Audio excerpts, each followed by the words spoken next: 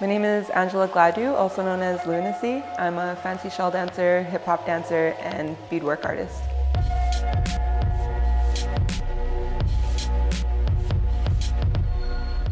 I grew up in Edmonton, Alberta. I was raised by my kukum, my grandma, for the first 12 years, and I was very fortunate to go to a First Nations school where I learned how to fancy shawl dance and do Métis dancings. But when I was 12, I ended up going to a junior high that was not First Nation based, so I kind of lost touch with that.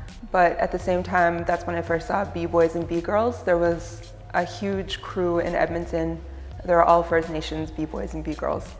I was super shy, so I didn't approach them, but I would practice in my living room and just make up whatever I thought was breakdancing until I was about 18 years old and I decided to really pursue it. So my friend Mona Lisa, who I met dancing in a club, she was also a fancy shawl dancer. She gave me my first regalia, my first powwow outfit. So it is a contemporary style that's been adopted into my culture, but it's now one of the most popular dances across powwow country, across North America. And I've been doing that dance since I was 6 years old. The reason why I still continue to powwow dance today and fancy shell dance is because it's the only thing I really have left in my culture. I didn't grow up speaking my language or learning anything else because of my family being in residential school. And I've learned a lot of different teachings, around smudging, sweetgrass, the medicine wheel.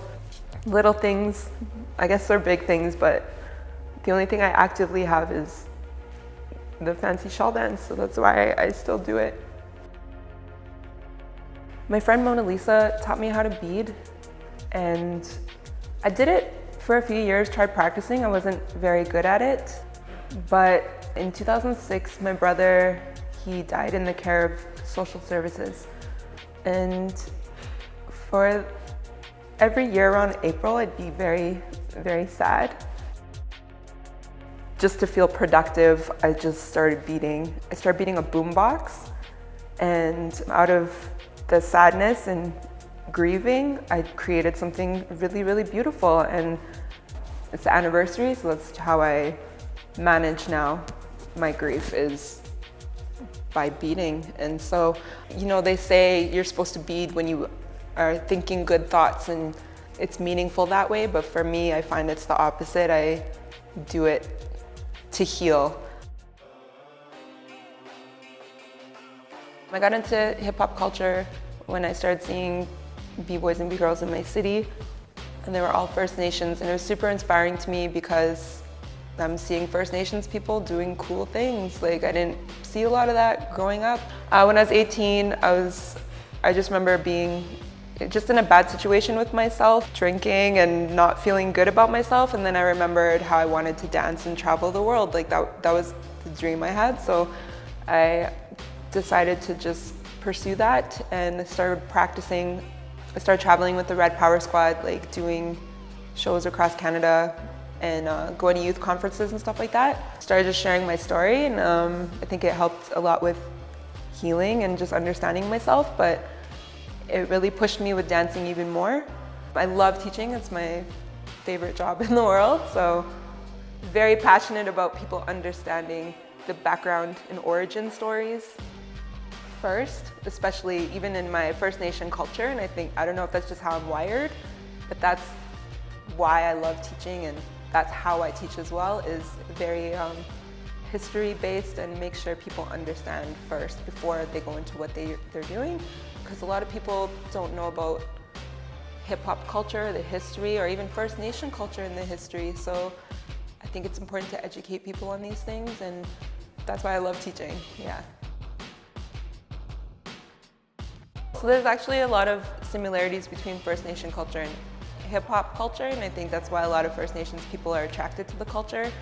I see that similarity with the, oppression there, and so on top of that, the beautiful thing about hip-hop is these kids created, different elements. Same thing with First Nations culture. We have our drum, which is like the turntables. We got the MC, in hip hop, which is like storytelling and my culture, passing on knowledge. The powwows, just like we have the ciphers and the jams with b-boys, and then we've got, you know, all our art and First Nations culture and writing on walls for centuries, just like graffiti in hip hop. And so it's cool to see those similarities and then pass on that knowledge to kids who maybe aren't necessarily involved in hip hop or First Nations culture, but I think it's a great way to relate them back to their own culture and make them see in themselves, you know, where they come from and to be proud of that and how can they incorporate their culture into hip hop. When I'm dancing, when I'm freestyling, actually my favorite place to dance is in the club because that's where I grew up dancing. The feeling I get when I'm on the dance floor, it's just freedom. Yeah, it's just freedom, and I just, whatever the music tells me to do, I just do it. But I find more recently my journey is about being more free and bringing that vibe that I get on the dance floor to battles and shows and inspiring people and making people happy.